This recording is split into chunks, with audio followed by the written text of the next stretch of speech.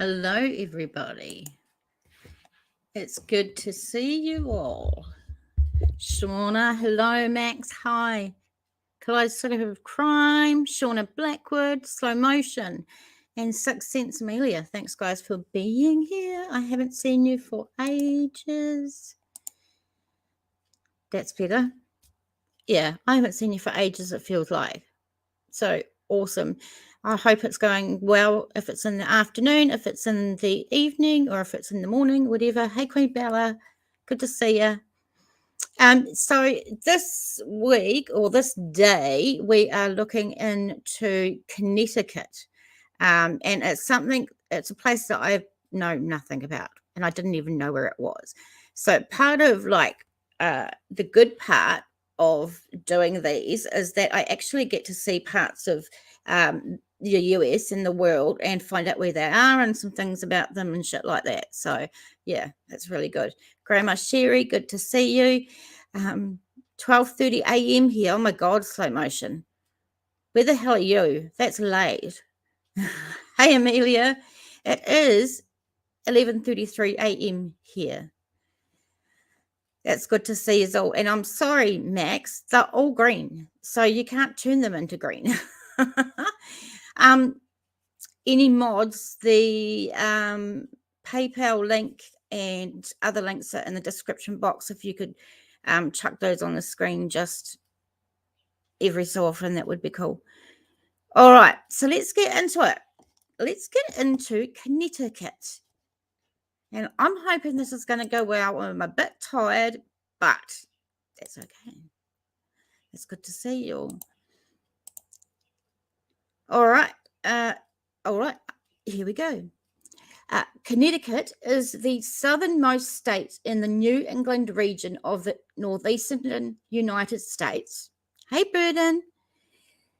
As of the 2020 United States Census, Connecticut was home to over 3.6 million residents.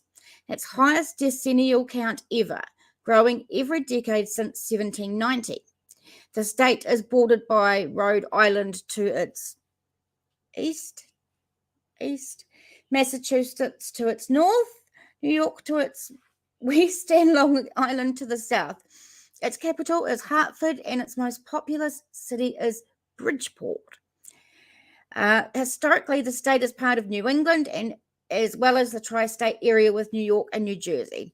The state is named after the Connecticut River, which approximately bisects the state. The word Connecticut is derived from various anglicized spellings of Connecticut, a Mohegan Pico word for Long Tidal River.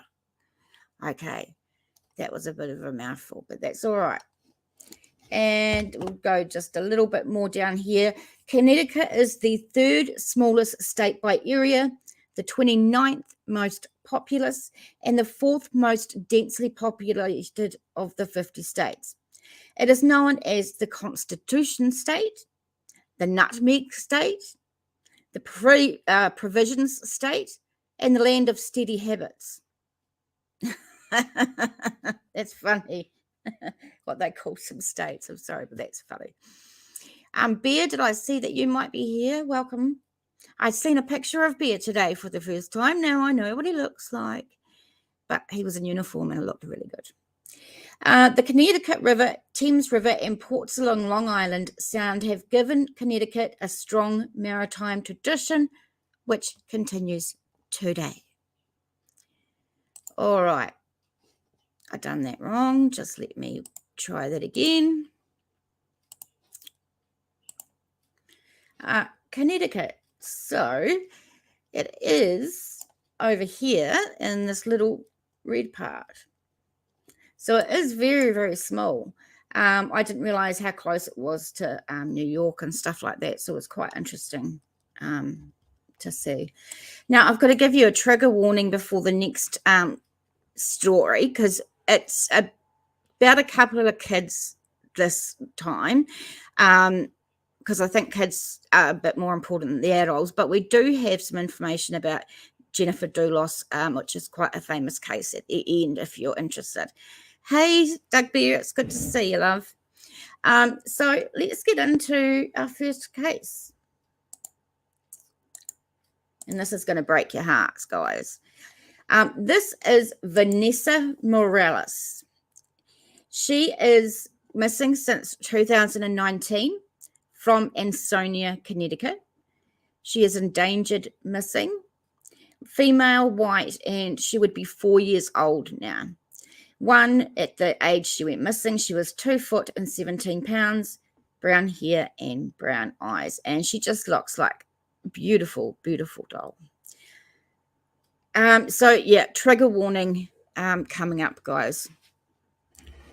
I'll just put it in the chat so I know it's done. Trigger warning. Cool. So, details of disappearance. Vanessa was last seen in Ansonia, Connecticut on November 29th, 2019. She lived with her mum, Christine Holloway, on Myrtle Street. On December 2nd, Christine didn't show up for work and no one was able to get in touch with her. The police were sent to Christine's home on Myrtle Avenue to do a welfare check and found her body in the bathtub and she had been beaten to death. There was no sign of Vanessa, the young baby, and she has never been heard from again. So really chilling. Sleuth Bum, hey ya. Vanessa's father, Jose Morales, was dating Christine at the time of her death. Photos of Jose and Christine are posted with this case summary. We'll have a quick look after. He was arrested for an unrelated firearms charge on December 3rd, the day after Christine's body was found. Within 2 weeks, he'd been named as a suspect in Christine's murder, and in February that year, he was charged with evidence tampering in her case. He has not been charged in connection with his daughter's disappearance, however. So at this stage, it would have been 2020, February, when he appeared in court, and no sign of the young'un. Jose is the last person to have known to be with Vanessa. She wasn't with him at the time of his arrest, and he denies any involvement in her case or in Christine's death. Hey, Pam, good to see you, darling. He told investigators he was in the bathroom at Myrtle Ave residence when he looked out the window and saw 2 men running towards the front door. Jose said he was under the influence of the drug PCP at the time and that he tried to call 911, but was punched in the face and knocked out. The next thing he remembered was driving to his residence in New Haven, Connecticut. It sounds a bit odd, just saying. Just a little bit odd.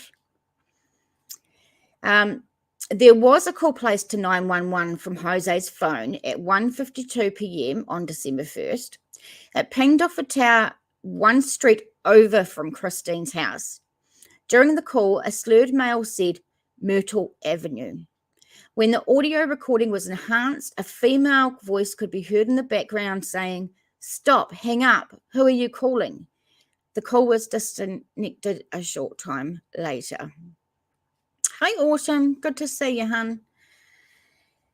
According to neighbours, Jose left Christine's home only about half an hour before the police arrived to check on her welfare and find her body. A day earlier, Jose's car had been seen on video surveillance footage near a clothing donation bin in Derby, Connecticut. Workers sorting items in the bin found several blood-stained items, including a puzzle, a man's shirt, and a children's book. Hey, Denise. Hey, Steph. Good to see you. The blood was Christine's. So it looks like that half an hour when he left before the police came, he possibly could have been dumping stuff if it was him, right? Right. Some of Vanessa's belongings were not found, including a pink, purple, green, and blue teething ring, a white blanket with multicolored polka dots, a heather grey Eddie Bauer First Adventure backpack, car seat. Photos of these items are with the case summary. Christine's phone, an iPhone 8 with black case, is also missing, and it last pinged in Naugatuck, Connecticut area. Authorities believe Vanessa may be still alive and is still somewhere in Connecticut. Her father hasn't provided any information on her disappearance or Christine's murder. He is awaiting trial in Christine's death, and young Vanessa's case remains unsolved. So I'm hoping you can see them. I might just put it up a bit further, just so you can see the dad down here. Apparently got punched in the head once and then doesn't remember being in his car half an hour later or something, or calling the police. I don't know. There's the blanket. And look at her. She's just beautiful. Beautiful. Okay. Let's go to fox61.com. And we'll just wait for this to finish. She is a cutie pie. She really is. Dun, dun, dun, dun, dun.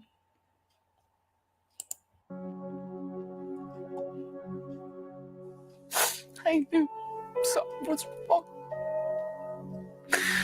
but I never thought anything like this.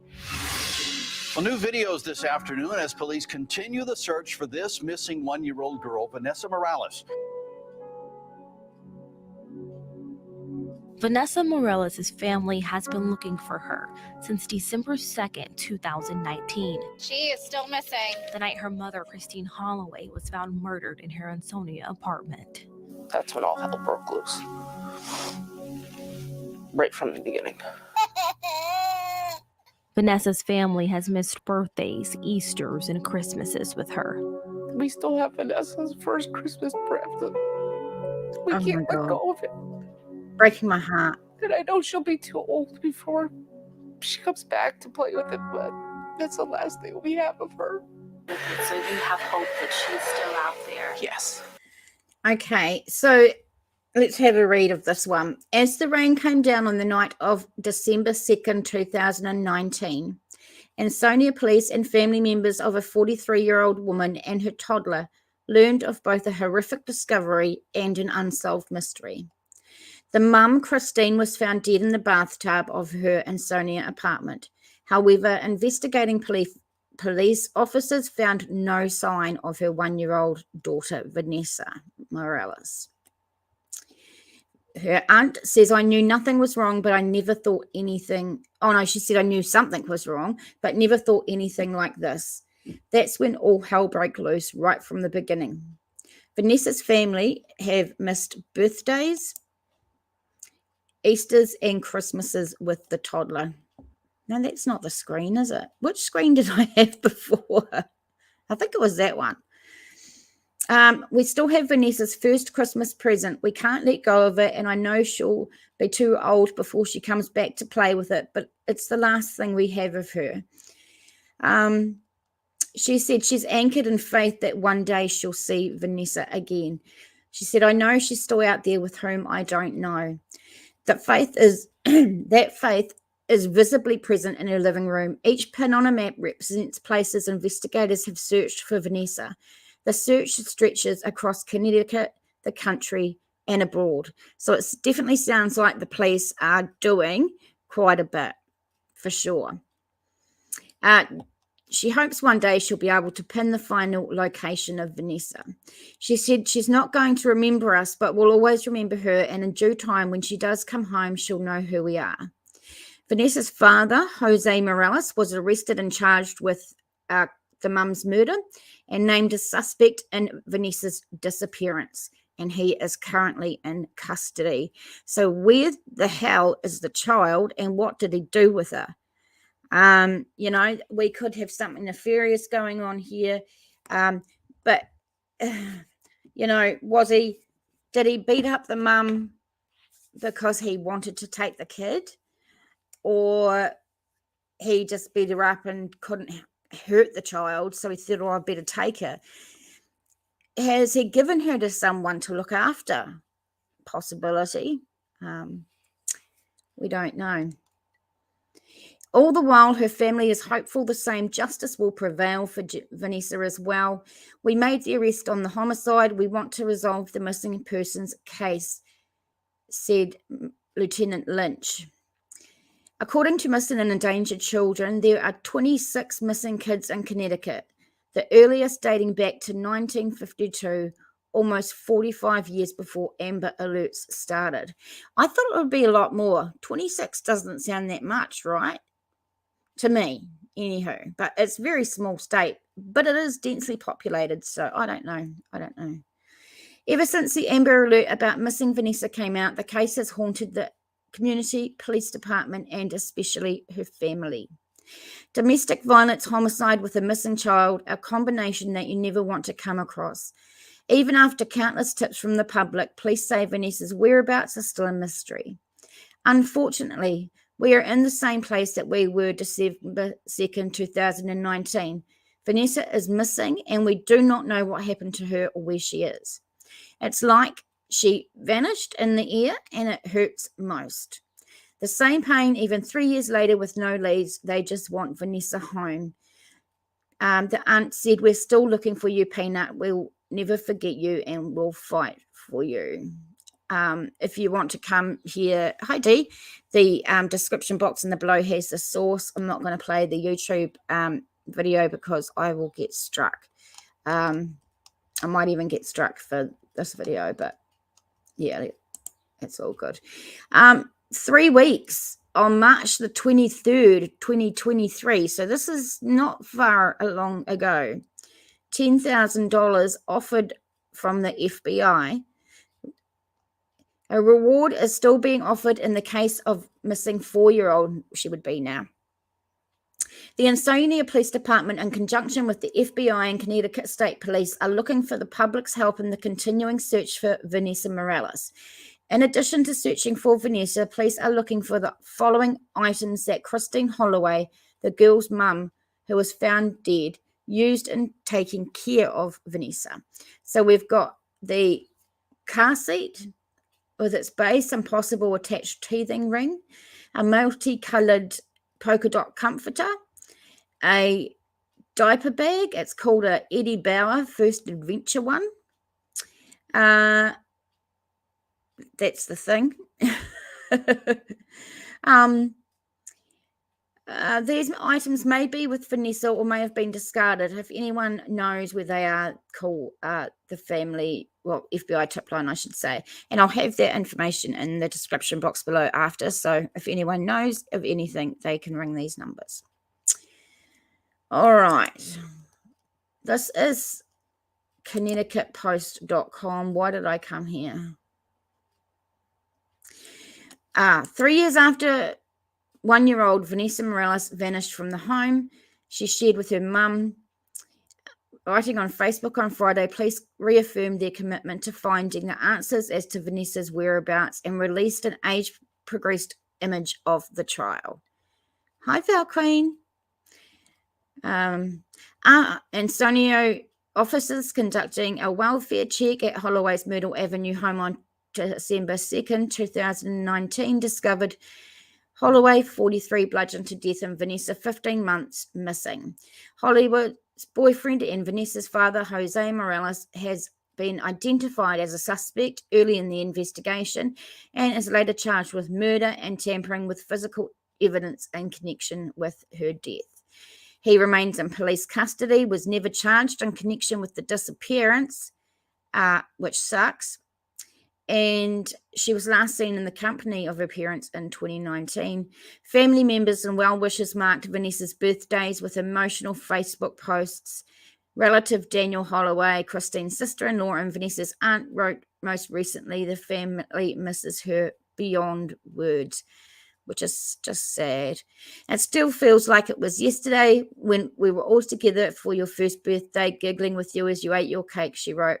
This isn't fair to you. You deserve to be where you belong. Not a day goes by that we aren't looking for you, begging and hoping for your safe return. So this is good because we hear about a bit of the search that the police have done. I was struggling. It kept saying the link was too long. What's that for? The PayPal, was it too long? It's a New Zealand thing. I don't know why that happens. Thank you, though. Hi, Marlet. The search for Vanessa has spanned the country. Girls resembling Vanessa were spotted in Bridgeport in January 2020 and in San Diego in January 21, but neither turned out to be the missing child. In 2021, the mayor said he believes Vanessa is alive, but Lieutenant Patrick Lynch said at the time the department was at a loss. Morales, who was taken into custody in New Haven days after her body was found, was charged in February 20. He has pleaded not guilty the following month. He told police he was not involved in her death. The FBI had rewarded or has a reward of $10,000 for information leading to Vanessa's recovery. But yeah, that doesn't sound good. Hi, Nicole. Good to see you. Hey, I've said hello to Max. Mullet, good to see you. Thanks for coming in. Making dinner? Awesome. What's going on? I'm just trying to see what you are all doing. What are you having for dinner, Kaleidoscope? Making me hungry. What does that say? The crime link you posted says that organisations pay... Oh, so Queen Bella posted it and it worked then? It's weird. Weird. What are you having for dinner, Mullet? 6 cents is eating, listening, typing, and trying to stop my cat from standing on the touchscreen keyboard. I don't have Ronnie next to me. I don't know where he is.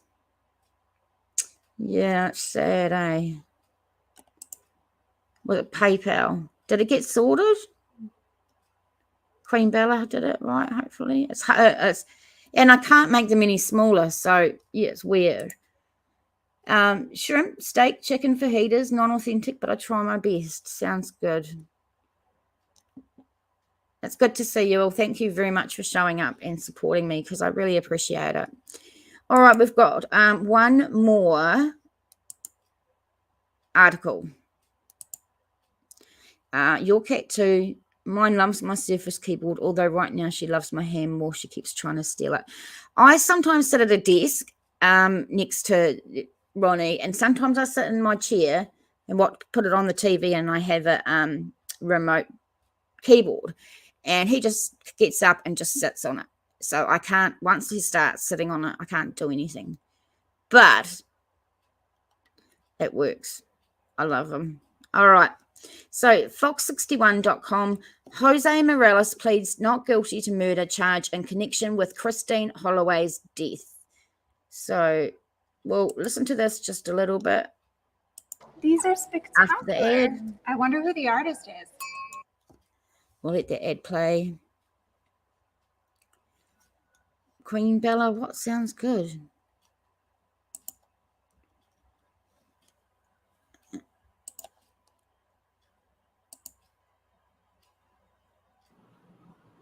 Jen and Ben, you might remember a week ago Friday, the 7th of February, Norm Pattis, Kevin Smith represented Jose Morales over in Derby for the bond hearing. At that point, they weren't sure if they were going to apply for full appointment, but we learned today they're in it for the long haul. All right, not guilty jury election? Not guilty jury election. 43-year-old Jose Morales, who... So that's what the horrible person looks like. Jose Morales, a New Haven man charged with murdering his girlfriend and the prime suspect in the disappearance of their 1-year-old daughter, was back before a judge Tuesday. This was 2020. According to the arrest warrant affidavit, Jose Morales admitted to investigators that evidence in the murder case points directly at him, but he says he couldn't have had anything to do with her death and baby Vanessa's disappearance. In Sonia, police contend that the mum, who was found beaten in the bathtub on Monday night, December 2nd, was killed by her boyfriend, Jose. There are a lot of areas of investigation that we feel need to be followed up on, and we look forward to following up on these, said attorney Kevin Smith, who, along with his law partner, Norm Pattis, represents Jose Morales. Smith entered a not guilty plea in a jury trial election on behalf of his client Tuesday. According to the arrest warrant affidavit, Jose Morales changed his story numerous times as to where he was and what he was doing in the days leading up to the discovery of his wife. He claims he had been smoking PCP that weekend. In my young days, my very, very younger days, many, many years back, I used to try things called PCP every now and a while, and I don't think it had the same effect on me as it did on this guy. However, it affects people differently, right? And it couldn't be the same stuff that New Zealand has, so I shouldn't have even mentioned that, really. We are going to provide prosecutors with a 2 terabyte hard drive, external hard drive, said Smith. That's because there's voluminous discovery which we are going to need a chance to review. This includes clothing items and toys police say had the mum's blood on them. They were recovered from children's clothing, donation bins in the parking lot of a church in Derby. Denise, are you going? You off? Thank you very much if you came in. You've seen in the warrant there are unknown third parties that are identified, and so we are going to be following up on those things, he said. Jose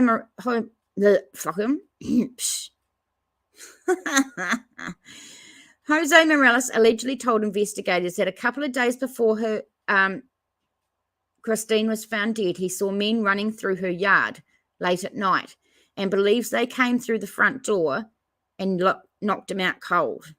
He looks like a pretty good big guy to me, you know. I don't know how plausible it is that these guys running just came in and just hit him and he was out for it. But, you know. Among the evidence, police say they recovered from Christine's apartment were bone fragments located in a garbage disposal. Trigger warning. The bone contained her DNA. Jose Morales is due back in court on March 5th. I haven't actually been able to find where it is at this time. Like, I think he may still be just in custody and things are going on. So one more thing for this case is I wanted to show you the web page, Facebook page. It's called Bringing Home Vanessa Morales. It's got about 8,000 people in it. April was the last time someone shared anything, unfortunately, so I don't know if it's monitored or not, but very, very sad. All right. Shauna. How would he know what he did? PCP can also cause blackouts. Well, yeah, he said to the cops that he was in the house. No, he was in the house and 2 people running in the yard, and they came inside and they punched him and he got knocked out, right? And then he doesn't remember anything until he woke up and he was driving his car. So there you go. Too much booze? Are you having too much booze? Or is it me? No, too much coffee. You're a bloody troublemaker. You can smoke that? I'm pretty drug ignorant. If it's what I'm thinking, back in the day, I think we snorted it. I don't know. It's been a really long time, so I don't know. It's good to see you all. Thank you for doing that, guys. That is amazing. You guys are amazing. Could he have hallucinated that and killed his wife instead of this intruder? Well, I guess they'll find out what evidence they have in court, right? So, yeah. Kiwis, too much booze. Except for me, I don't drink. All right. So we will move on to the second case, which is a child. I've got to put up trigger warnings again. But it's an older case. I just need to...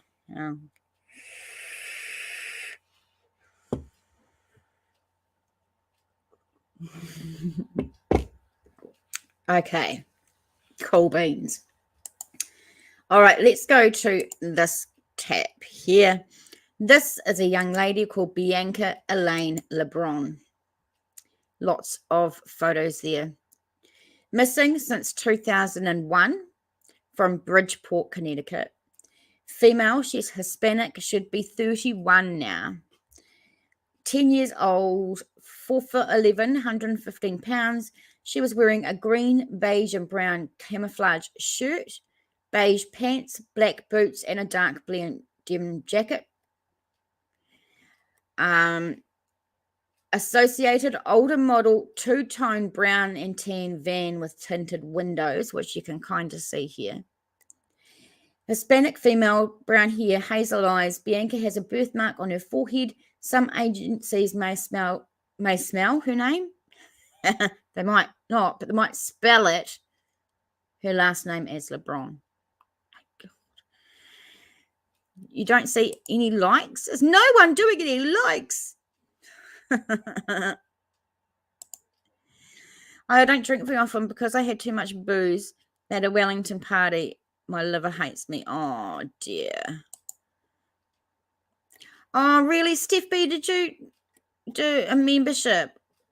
Thank you so much. That is so cool. That's awesome. Thank you so much. Who got it? I'm trying to see. Burden of proof. Awesome. I love it. Thank you. I appreciate that heaps. Heaps and heaps. Okay. So there's an age progression of what she would look like at 27. Yeah, that's beautiful. Yeah, thanks, Steph B, so much. So I'm just going to give that some color because I can't read it if it doesn't have some color. Did it work? What are you doing? Okay, I'm just going to start reading. Bianca was a 5th grade student at Elias High School in her hometown of Bridgeport in Connecticut in 2001. She arrived for classes during the morning hours of November 7th, 2001, and told her friends and a teacher that her uncle was taking her shopping during the day. She invited friends to come along, but they declined. Thank God for them. But in one sense, if it was a couple of girls, maybe they could have worked together and got away. But anywho, I'm going a bit forward. Oh, you can set the likes to count or not. And yeah, I think I put them onto not, and I've forgotten how to go back and change it. I think. Witnesses told authorities that Bianca got into a vehicle at 8:30 a.m. before classes began. The vehicle was in an older model two-tone brown and tan van with tinted windows. The exterior was in poor condition and it appeared to have been sanded in several areas. A photo of a similar van and sketch of its driver are posted with this case summary. Bianca has never been heard from again. So, of course, there's the van. The driver is described as an Hispanic male, approximately 20 to 30 years old. Witnesses said he stood at 5'8" to 5'11" with an average build. The individual had black curly hair styled in a short afro with long sideburns and a beard, brown eyes, a prominent nose, and scratches on both of his cheeks. He was wearing long-sleeved blue pullover shirt with Gap imprinted on the front and along the right sleeve. FUBU jeans with an image of the cartoon character Fat Albert on the right rear pocket and scruffed down Timberland boots. The man made no attempt to conceal his face from the witnesses.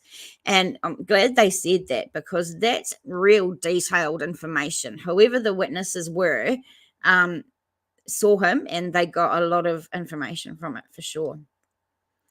Bianca's classmates believed that the unidentified man was her uncle and didn't interfere when she entered his van. Except I wonder, hey Tony, I wonder why the teacher wouldn't at least check with the parents that she was really going with his uncle. I know that they would check these days, you would hope, but I don't know why they didn't back then.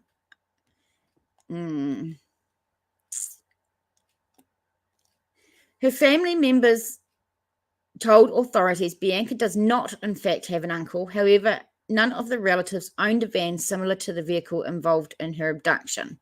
School officials received widespread criticism for their handling of Bianca's disappearance. Administrators did not realize Bianca was missing until the day of her abduction. Her teacher counted her absent. Stronger security measures and new attendance policies were put into place after Bianca disappeared. The teacher who heard Bianca's statements about plans with her uncle on that day of her abduction was suspended with pay. Bianca's mother believes she is alive, but had her declared legally dead so she could bring a wrongful death lawsuit against the school. I think, well, what do you think, guys? I think she should bring a wrongful death to the school, lawsuit against the school, because they really, really failed, I think. You guys are great. Just reading some of your...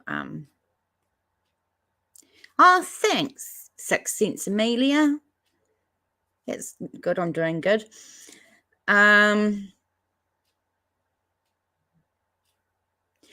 Bianca resided with her mother and stepfather, Carmelita and Angelo, in Bridgeport at the time of her disappearance. Bianca's family noticed that she was missing, get this, at 4:30 p.m.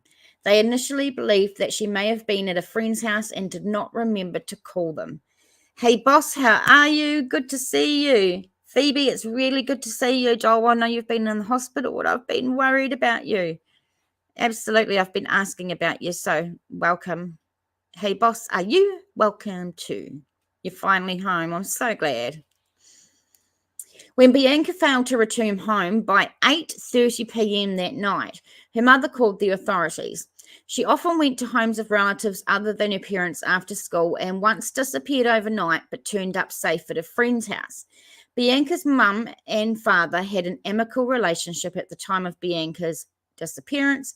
Neither is suspected of her involvement in her case. So they're not involved. It's just a shame that they waited till 8:30 p.m. to call the authorities. Yeah. Autumn, it sounds like a stranger abduction, which is super rare. Absolutely. So good to see you guys. Where was I?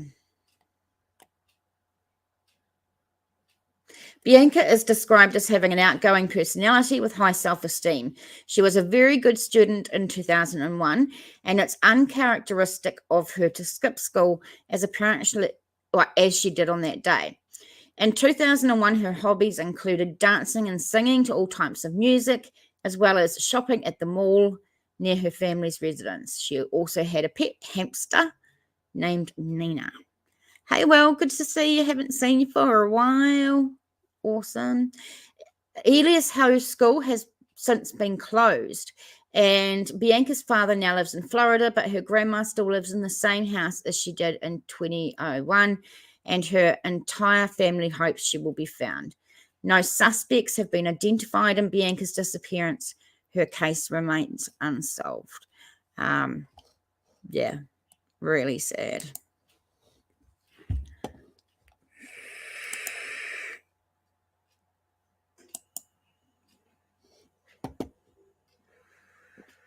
Oh, Steph, you're isolated with the C virus. Oh, honey, I'm so sorry. I wonder how she met this Uncle Autumn Falls. Absolutely. I wonder how she met him. I don't think they've told us that, or if they know that, to be honest. Okay, so Now it's Bianca Lebron disappears, case still open in Bridgeport after 20 years. And this register citizen, register citizen, fuck it, this is the second time I can't do it right. registercitizen.com. What year did this happen? 2001. So it's weird. I always remember, if I say it to me, I think about 20 years ago, think of the 90s for some reason.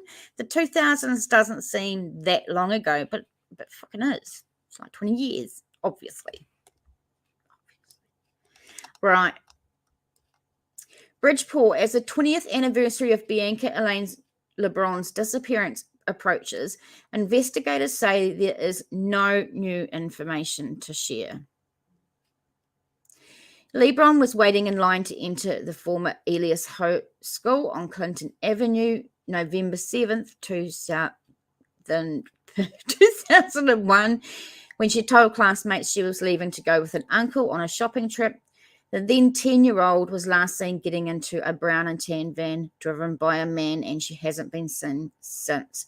So 10 is very, very, very, very young.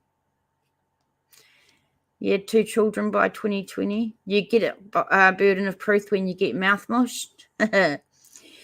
Officials previously said Lebron did not have an uncle. The National Missing and Unidentified Persons History entry for Lebron indicates that the van was an older model with several sanded areas, tinted windows, and chrome trim on its side. It's nothing in my coffee. I don't know. I've just got mouth mush today. It could be the internet, because the internet was around that time it was on, I'm sure. And, there wasn't, like, people would stick their kids on the internet and not watch a lot when the internet was first coming out, I guess. So it could possibly be. Who knows? 20 years for mullet is the 80s, 30 is the 70s. Crazy how that happens. Yeah, it is. It's weird.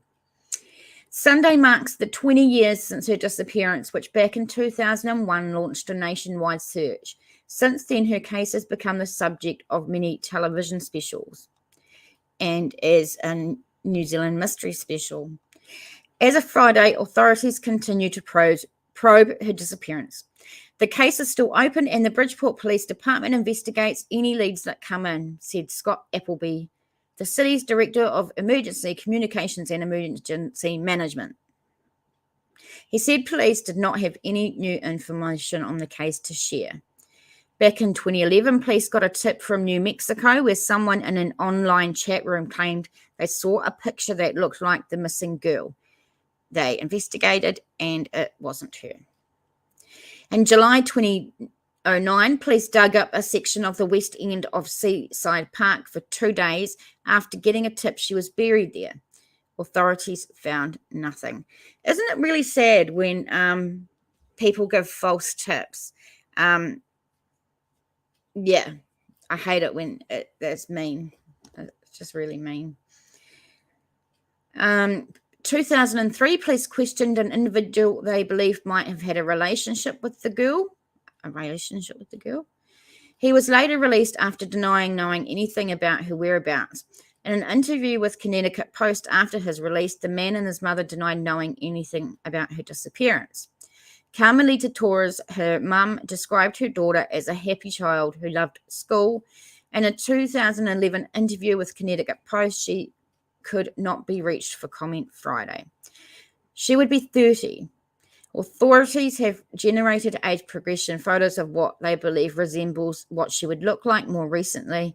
She has a birthmark on her head. She has brown hair and hazel eyes.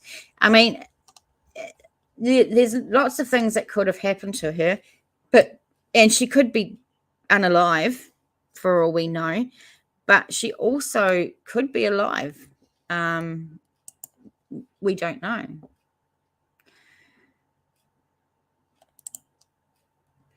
Next body you like a lot. Oh, you've been watching Dead Gong's live. I'm stuck in my youngest daughter's room. She brought the vid home from college for spring break with the hopes that my husband doesn't get it. Uh-huh. Shauna, glad you found Dad's Gone Live. Thank goodness for live streams. You can have coffee and chat with friends. I know it's good, eh? It's good when you see people come in that you know. I love it. Isn't it funny? We love to stay home until we are all forced to. Right? Autumn says I was 12, so back then, and there wasn't a lot of protection if you got into chat rooms like IRC chats. Absolutely. Yeah, it's tongue-tied Tuesday, even though it's Wednesday here. I'll take tongue-tied. Say tongue-tied Tuesday 10 times. Jeez. Yeah, it could have been a factor, definitely, because they're not giving us any ideas whatsoever. Yeah. Max, you've been with DGL from the first week. That's how you found me. Absolutely. It's great to see you all laugh out loud at me.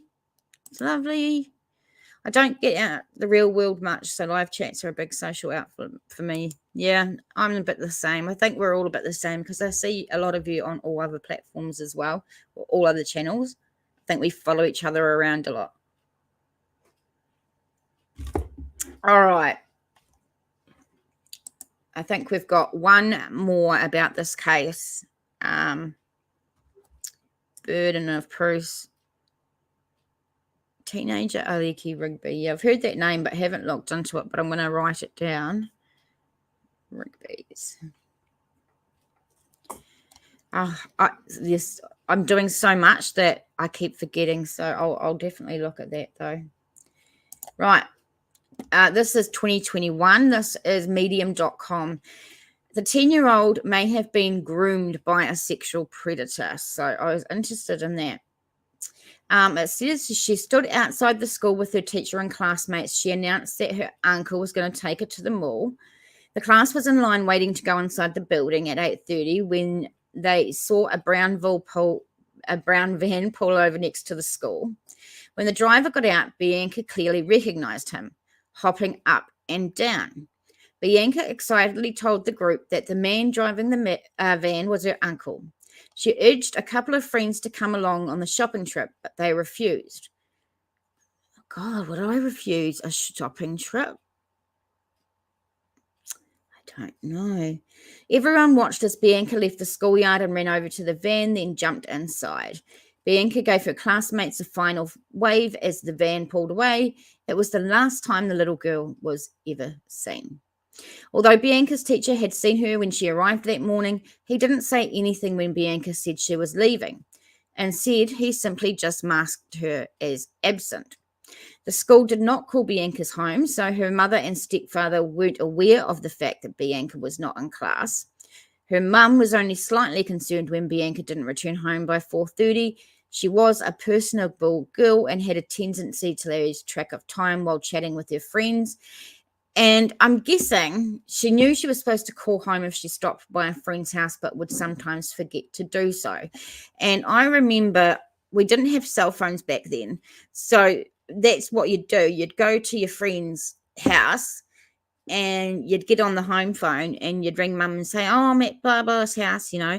But sometimes you'd get so excited that you're at the house and you're playing or doing whatever you're doing, the last thing you would remember to call your mum and let her know where you are.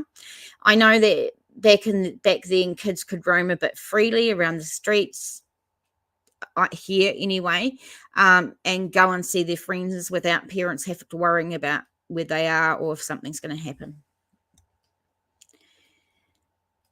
When they were told by 8:30, her family started to panic. They began calling her friends to see if any of them had been with Bianca after school.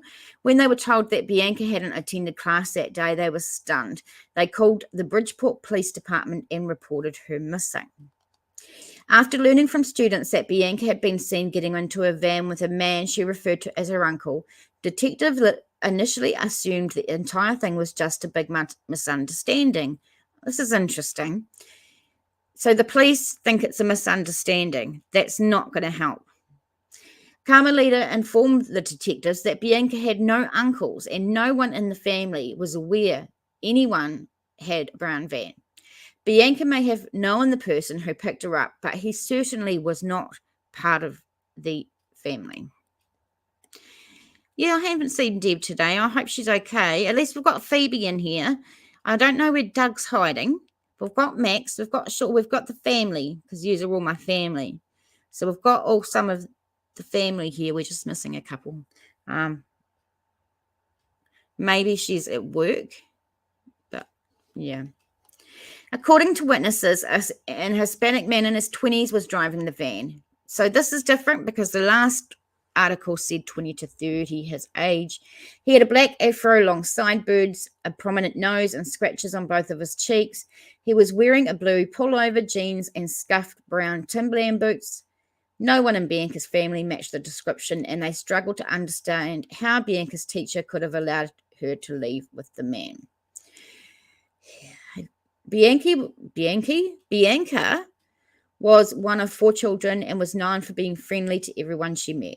She was confident and outspoken and was an excellent student who enjoyed school. According to her mum, the 10-year-old was just starting to show an interest in boys, but was too young to have any serious relationships. Some of Bianca's friends, however, told detectives that Bianca had a secret relationship with an older male. They had seen Bianca with the man numerous times, and one friend claimed she saw them holding hands and kissing. Oh, sorry, trigger warning. That's bad. They believed this was the same man who had picked her up from school. None of Bianca's friends were able to name the man. 10 years old. 10 years old. And they're kissing and holding hands with this man. After speaking with numerous witnesses and family members, detectives were convinced Bianca had indeed been abducted, but they had few leads to follow. They released a composite sketch of the subject and described his van. Despite Bianca's young age, the abduction received very little media coverage. She went missing on Wednesday, and the story didn't make the news until Sunday. Let that sit in for a bit. I lost my place. Okay. Bianca's family did what they could to raise awareness about the case. Her stepfather spent hours traveling around Bridgeport to hang up missing posters. Bianca's biological father also joined in the search, appearing at several press conferences with the mum, to plead for the return of their daughter. Running Bear, hey, it's good to see you. In December, police got a tip that a child matching Bianca's description had been seen in Pittsburgh. Her mum's hopes soared, but officials in Pennsylvania looked into the sighting and were unable to confirm it was Bianca. Although tips would continue to trickle in, the case slowly went cold. It is upsetting. 2 years after Bianca went missing, police got a tip that led to question a 20-year-old Jason. Jason had lived in Bridgeport until a month after Bianca disappeared, when he suddenly moved to Fort Myers, Florida. Bianca had known Jason because his mum was dating Bianca's great uncle, and Jason matched the description of the man who had taken Bianca. He also had access to a brown van during the time he lived in Bridgeport.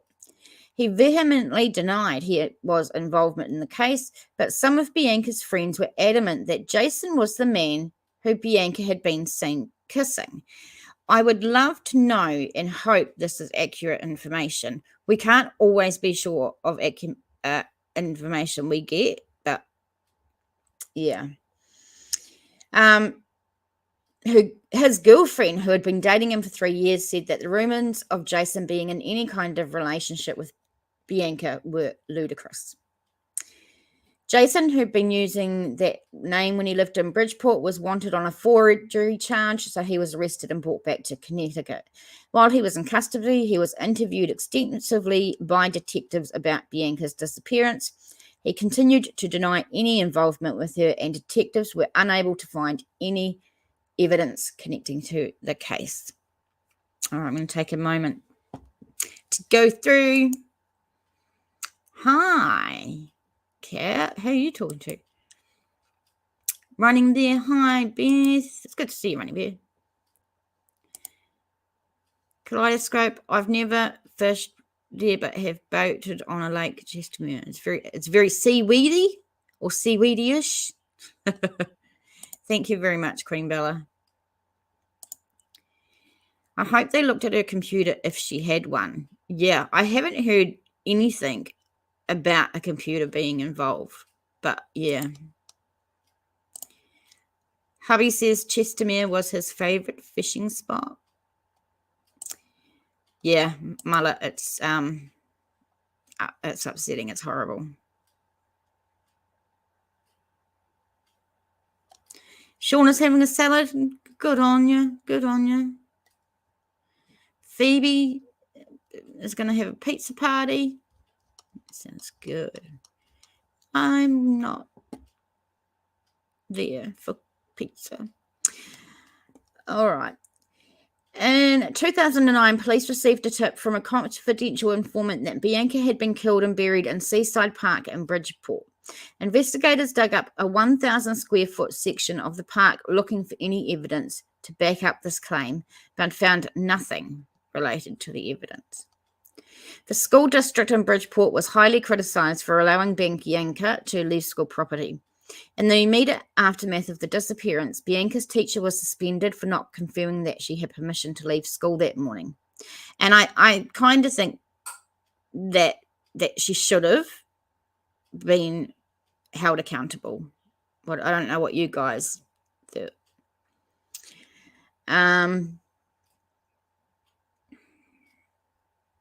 The school made several changes also to improve security, including having a police officer monitor the outside of the school during arrival and dismissal times. None of these would help ease Mum's rage toward the school, however, and she had Bianca declared dead 7 years after she went missing. She then filed a lawsuit against the city, alleging that it was their negligence that led to Bianca's death. The case never went to trial. Instead, a settlement was reached requiring the city to pay $750,000 to the family. According to investigators, Bianca's case remains active, but they have not had any leads in several years. What a beautiful lady. She's so pretty. All right, that's all I've got for those two.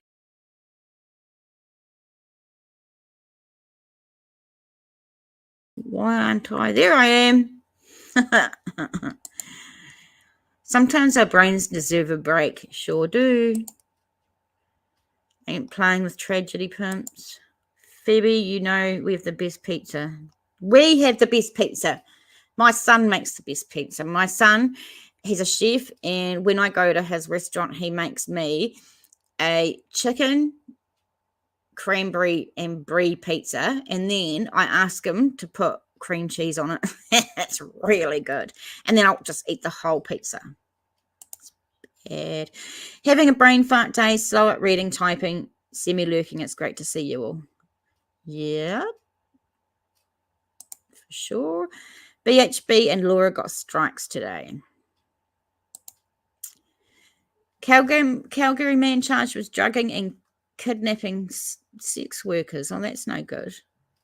That's no good.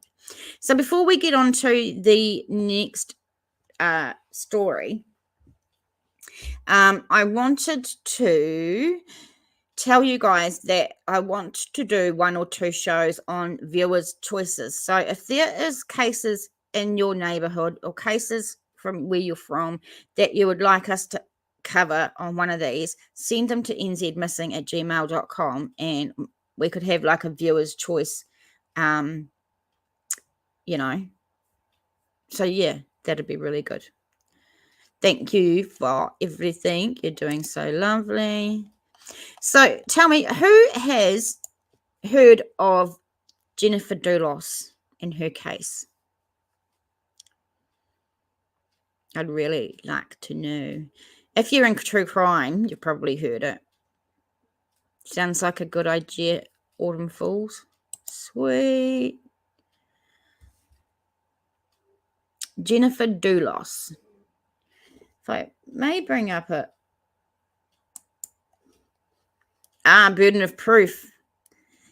Shauna has, didn't they find her body? Autumn Falls.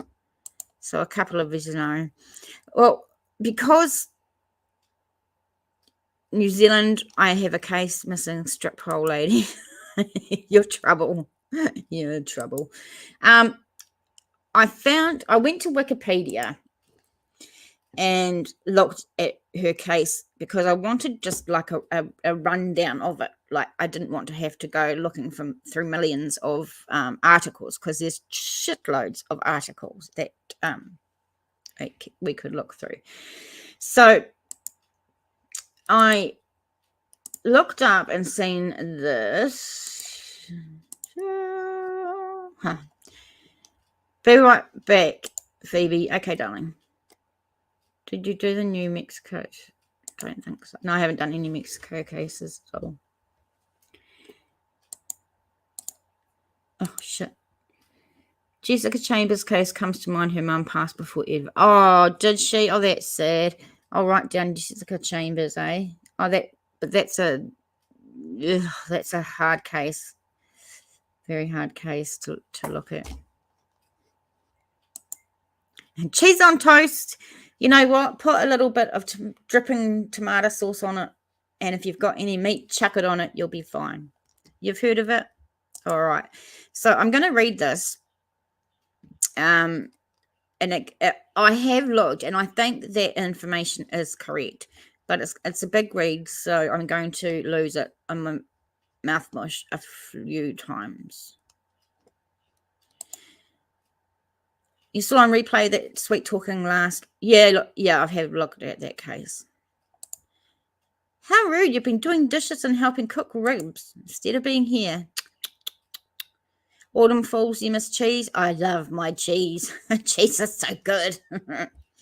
Okay, first I'm going to show you a photo of Jennifer Dulos. Images. Give me a moment.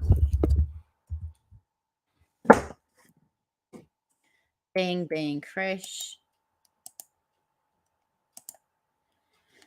So here are some pictures of her. Yeah, she was very, very beautiful. Very beautiful. All right. Jennifer Dulos was born September 27, 1968, an American woman who went missing on May 24th, 2019. Authorities suspect that she was killed in a violent attack at her home in New Canaan, Connecticut. Her ex-husband, Fotis Dulos, and his girlfriend, Michelle Troconis, were arrested on charges of tampering with evidence and hindering prosecution in connection with Jennifer's disappearance. Later, the two, along with Fotis's attorney Kent, face additional charges related to Jennifer's murder. Fotis died by in January 2020. Legal proceedings against Troconis and Mawini, which is the lawyer, were ongoing as of June 22. So Jennifer and Fotis Dulos were together. He was having an affair with this Michelle Troconis. We'll learn more. Jennifer and Fotis were in the midst of a contentious divorce and child custody proceedings. Police suspect that Fotis had been lying in wait for Jennifer and attacked her when she arrived at her home after dropping her children at school. Police allege that he and Troconis drove to Hartford to dispose of garbage bags containing items with Jennifer's blood on them on the night that she disappeared. Police further allege that Mawini conspired with Fotis and Troconis. If convicted, they will spend life behind bars. So Jennifer was born in New York City. To her mum and dad, a banker and philanthropist. She has an older sister, Melissa. Jennifer's maternal aunt and uncle, Elizabeth and Arthur, founded the fashion company Liz Cleves or something. Jennifer graduated from Brown University in 1990 and later earned a master's degree in writing from New York University. She was a stay-at-home mum, and she made her living as a writer for Patch.com and also ran her own blog. So this is another one where she put a lot of information out on the internet. Fotis was born in Turkey and grew up in Greece. He moved to the US in 1986. He graduated from Brown University in 1989. He learned an MBA in finance. He married someone else. Into the marriage lasted for 4 years, and they were divorced in 2004. That year, Dulos founded 4 Group, a real estate development company specializing in luxury homes based in Connecticut. Now, let me show some of these homes that we are talking about, because these homes are amazing. I thought I'd seen some. This is their home. Look at that. Look at that. I can't get it any. Oh, can I get it any bigger? I think so. Look at that house. That is one hell of a house, right? And he went into this real estate business. He was buying flash houses. He wasn't. He was building flash houses and then selling them. But, yeah, they're really crazy houses, that's for sure.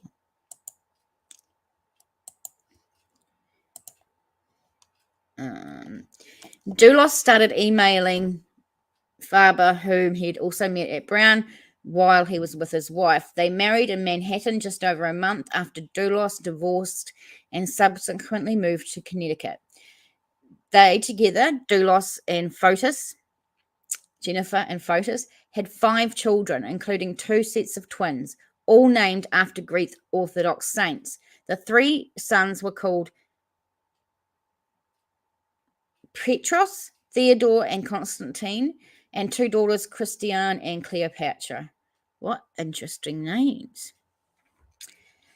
In the blog post on March 12, 2012, Jennifer alluded to trouble in her marriage. She said, "I wish I were a strong person and that confrontation did not scare and appall me." After the breakdown of the marriage, in which Jennifer claimed Fotis was living an increasingly independent life, she filed for divorce on June 20, 2017 at the Superior Court in Stamford. In the same month, she started renting a house in New Canaan,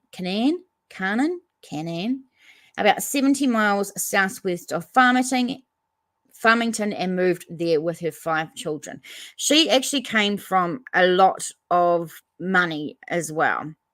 I don't want a house like that, because imagine the electricity bill. I have trouble just keeping the lights on, and living at the moment.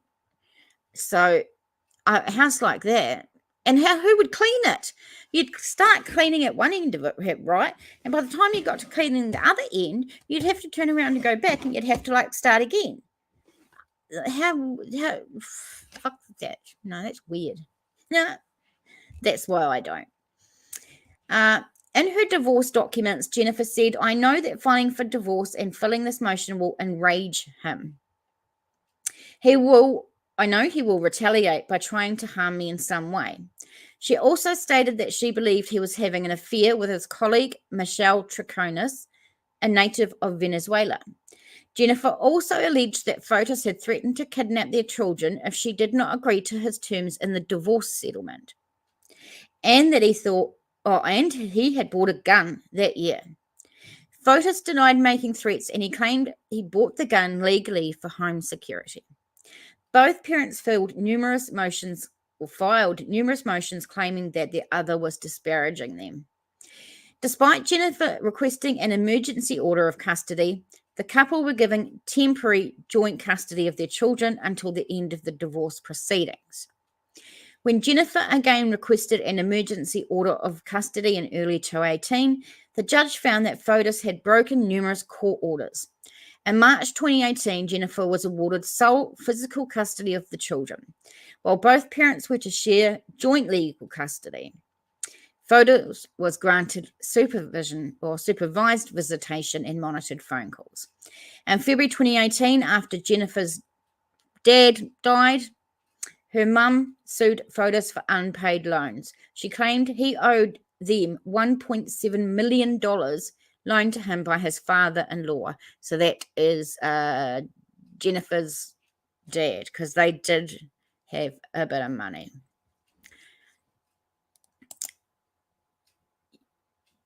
Yes, Kaleidoscope, your channel, no worries. And Burden of Proof, no worries. Exactly. How would you keep it clean? I get a house like that, New Zealand will clean it for me. That's funny, Max. You're a comedian. Hey, you need a full staff. Absolutely. I'd worry about cleaning a house that big. Oh, just subbed. Burden of Proof. Cool, thank you. Yeah, just like the ones that I've already said yes to that you can share. Of course you can do those again, but any new ones, just ask. Okay. Let's go into the disappearance. Hang on. Jennifer was last seen at around 8 a.m. on May 24, 2019. She dropped her children off at New Canaan Country School and then at 8:05 on a neighbour's security camera returning home. The same day she missed 2 doctor's appointments that she had scheduled for 11 and 1 p.m. in New York City. Later that evening at around 7 p.m., 2 of her friends, including her nanny, Lauren, reported missing after they failed to get in contact with her. Family and friends of Jennifer stated that it was out of character for her to leave home on her own without telling anyone. TJ, my mum said she will send me to you for 75 cents. I'll put it towards my power bill, Doug, because I'm struggling. Almeida, who had arrived at the house at 11:30 a.m., told detectives she was surprised to see Jennifer's Range Rover in the garage because she had planned to take it to the doctor's appointment instead of her Chev Suburban, which was missing. When detectives searched the house, they found blood splatter on the floor, door, and a wall in the garage, as well as on the exterior of the Range Rover. Blood was also found in the kitchen. DNA test revealed most of the blood to be Jennifer's, apart from the blood on the kitchen faucet, a mixture belonging to both her and her husband, Fotis. Police also found other evidence of Jennifer being the victim of a serious assault. This case is so messed up, Shauna. Yeah, it is. Autumn, you hadn't heard the details. Yeah, I found these details quite interesting because some bits I missed on it. Jennifer's Chev Relay had been captured on the neighbour's security camera, leaving her home at around 10:25 that morning. Fotis was to be believed to be the one driving the victim's vehicle, carrying the body of Jennifer and other items associated with the probable cleanup. That same evening at around 7:30, Fotis and Troconis, so this is the lady he was having an affair with, were captured on video dumping garbage bags into 30 different bins in Hartford. The trash bags were found to contain various pieces of bloodied clothing as well as blood-stained cleaning items. The blood was determined to be that of Jennifer. Fotis DNA was found on the inside of a glove in one of the trash bags and on one of the trash bags. The Suburban was later found at the side of a road near a park in New Canaan, just over 3 miles away from her home. So there is Fotis's DNA, blood and DNA everywhere. At the time Jennifer went missing, she and her husband were estranged and still engaged in a tumultuous divorce. They were also involved in the ongoing child custody proceedings. Police searched numerous properties in and around Farmington and Fairfield County and near Fotis's home without success. Investigators believe he arrived by bike to Jennifer's home due to tire marks found and other evidence.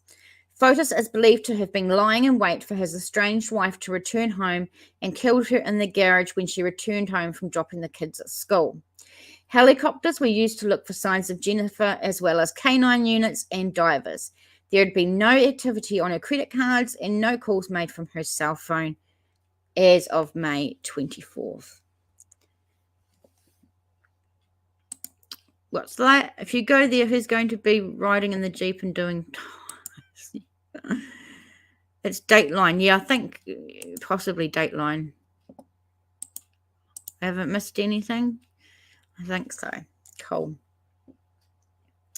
On January 19th, 2021, the Connecticut State Police visited property on Mountain Spring Road, which was once owned by Fotis's real estate company, to follow up on old leads. Several authorities could be seen behind the property digging up the yard. Police also brought in a Bob Perry, a nationally renowned expert at finding unmarked grave sites, though he would not say what, if anything, had been discovered. The next day, police returned to the property with an excavator and a septic tank. Police briefly spoke with the media, but said they did not have any updates. What the fuck do they need a septic tank for? I don't know. That's really, really weird. Okay, initial arrests. On June 1st, 2019, Fotis and Troconis were arrested at a hotel in Connecticut and charged with tampering with evidence and hindering prosecution. Not enough evidence existed at the time to warrant any more serious charges. The Dulos 5 children, then aged between 8 and 13, moved to New York City to live with Jennifer's mum, to whom a judge granted temporary custody. Thank goodness for that. Fotis hired attorney Norm Pattis to represent him. In an interview prior to being hired by Fotis, Pattis appeared convinced that Jennifer was dead. Fotis and Troconis both pled guilty. No, they didn't. They pleaded not guilty to the charges. They were again arrested for tampering with evidence and again pleaded not guilty in September 2019. Fotis appeared in court on October 4th to seek a dismissal of the charges against him. The judge said he would review arguments by the defense and prosecution. And late October, it was reported Troconis, along with her 10-year-old daughter, had moved out of Fotis's $5 million home in Farmington. So, I mean, it looks, from what I can remember, I think that she moved in as soon as Jennifer was gone. Done. Shauna says a lot of times when you live outside a city, you have a septic tank. Yeah, I know, but I just don't understand why the cops took a septic tank to the property that they are going to look at. It just sounds weird. I don't know. 2020 arrests. On January 7th, 2020, Fotis was arrested at his home by the Connecticut State Police and charged with capital murder, and kidnapping in relation to Jennifer's disappearance. His mistress, Troconis, was also arrested and charged with conspiracy to commit murder. Fotis's friend and former attorney, Kent Maffini, was detained on January 7th and charged with conspiracy to commit murder. Despite these arrests, Jennifer's body is yet to be found. It's really interesting that the lawyer is actually getting charged. Max says, my late wife was from central Pennsylvania. I lived there 10 years and yet a septic tank. Yeah, I understand septic tanks. It just read as if they were taking one to the scene, and it sounded a bit weird. Maffini became so much pain. Maffini became estranged from his wife after being accused of spousal rape. His wife went to South Windsor Police and told authorities that she feared Fotis and Maffini were working together to kill her. After Jennifer disappeared, a shallow grave was discovered at a secluded property that Maffini owned, filled with 2 bags of lime and a blue tarp.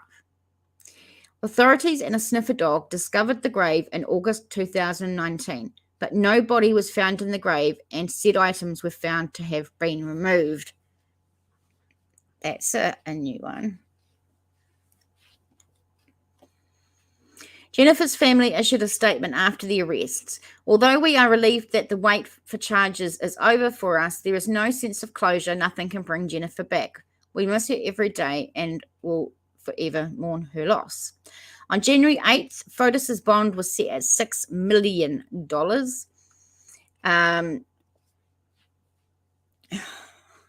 He was released the following day and was due to return to court on February 28th, 2020.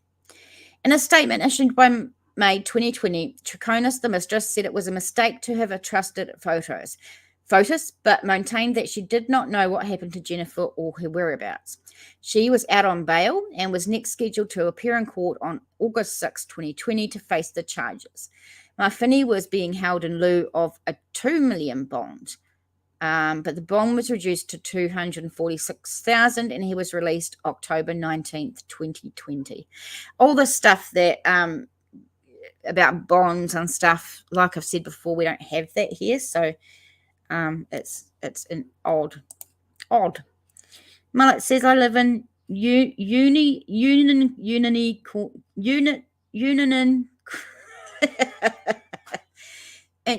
Incorporated County. I have city water.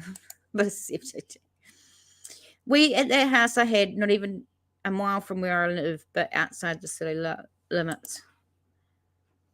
Maybe they took a new one because they were using the old one for evidence. Possibly.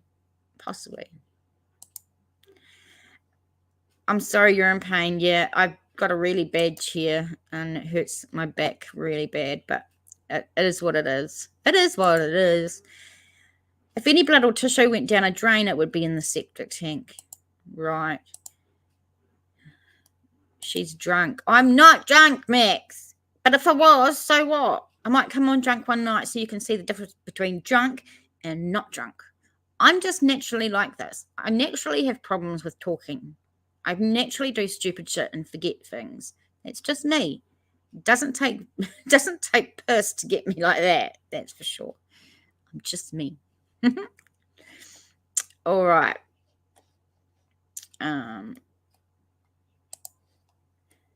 last part I'm going to read before we go, but before we go, we have to spin the wheel.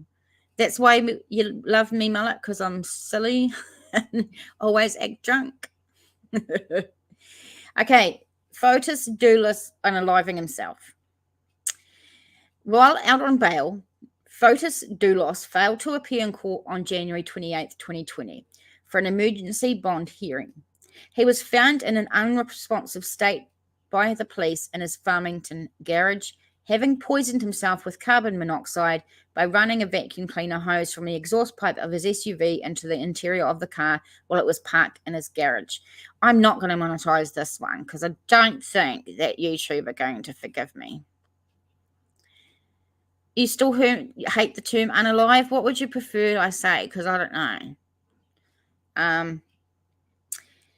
Initially, it was reported by some news outlets that Fotis had been found dead, but responders had performed CPR and restored a faint pulse. Now, I actually remember this, and they had cameras on his house from like whirly whoppers, and then the whirly whoppers were showing when they pulled Fotis out of the car, pulled him out onto the driveway, and were performing CPR on him. They did it for a long time. I'm trying not to say the word SUICIDE. That's the word I don't want to say because that picks up. Well, they pick up that side. They did CPR and restored a faint pulse. They transported him by ambulance to Yukon Medical Center in Farmington, and from there he was airlifted to Jacobi Medical Center in the Bronx to undergo hyperbaric oxygen therapy.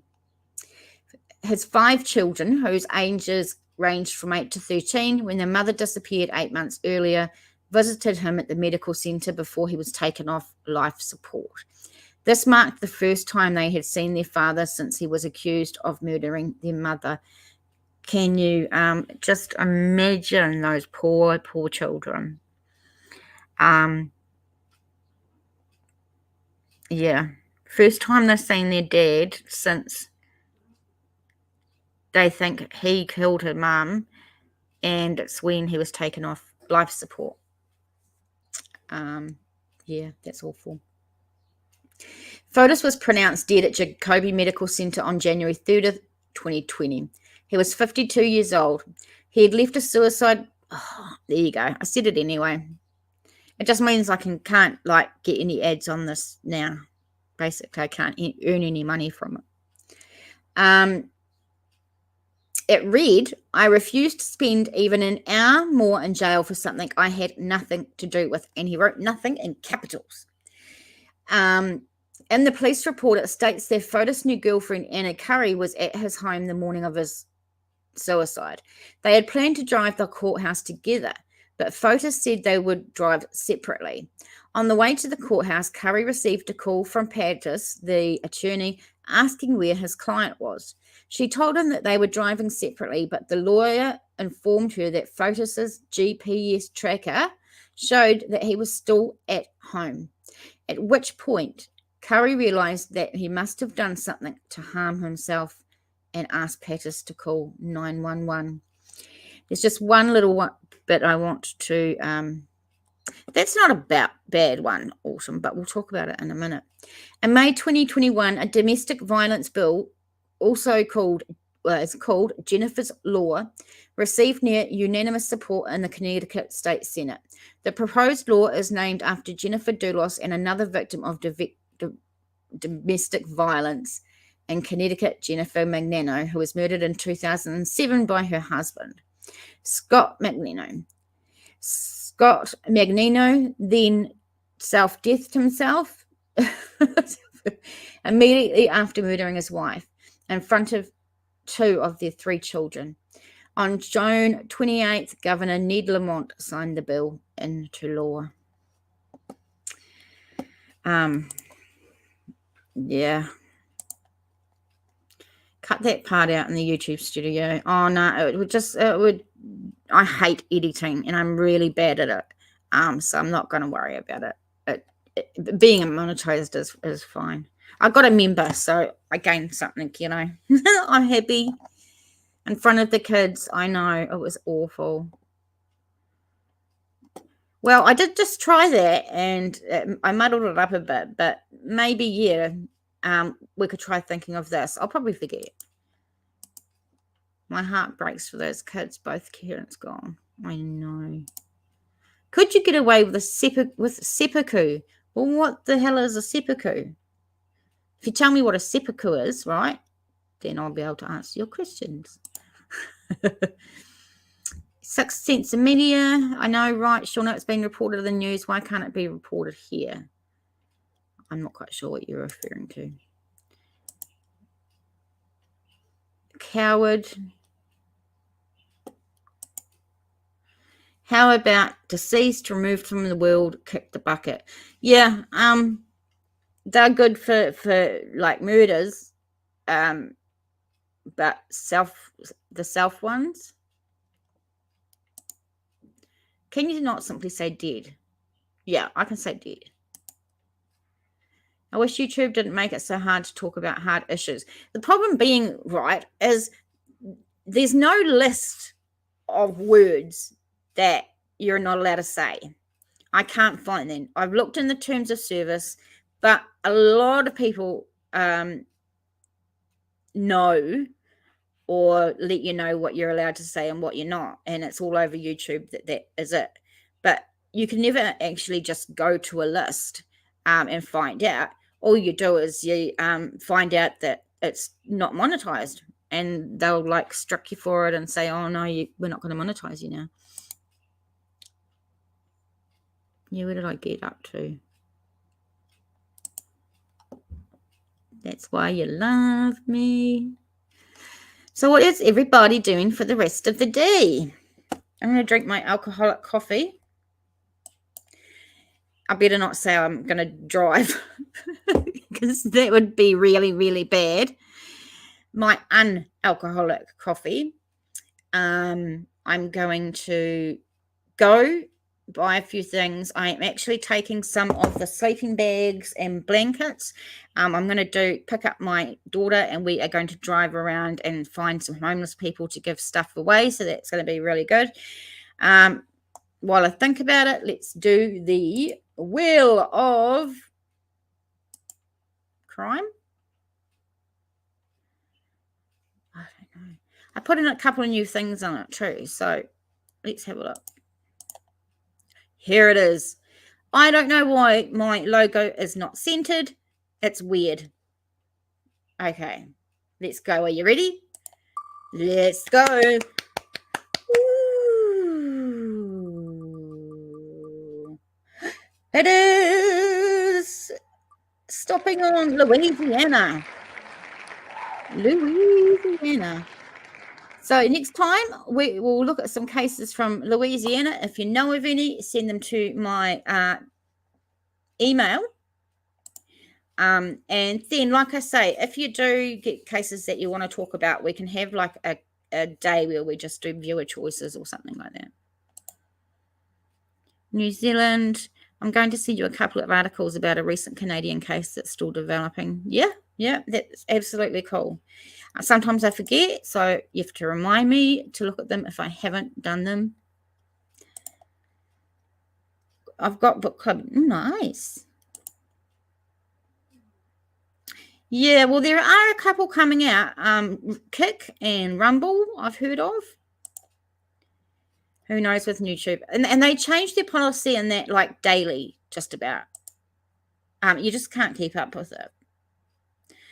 Took their own life shouldn't have trigger word in it unless they've banned that phrase. Well, I don't know. The hardest thing, right, is true crime struggles all the time to get advertisers because of the content. There's a lot of advertisers that don't want to work or be advertising with a true crime channel because of the content.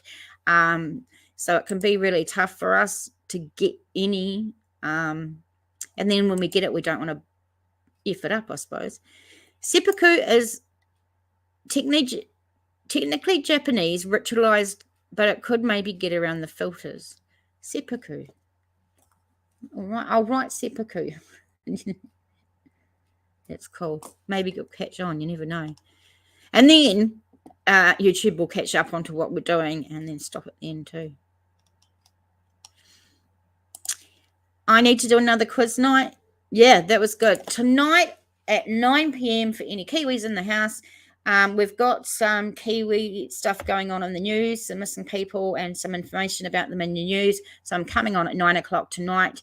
That's going to be pretty damn late for anybody else. And hopefully mostly after Dad's gone live, I'll watch later. And it's the first time I'm doing a YouTube plus Facebook live all at the one time. So that's going to be really interesting because I haven't done that before. So we'll see how that goes. If you could come, it would be 3 a.m. Sorry. Just had a twitch and hit your dog. I feel bad. Poor doggy. See you later, boss. Hey, boss. Okay, well, we can definitely look into it if that's what you guys want to do. Absolutely.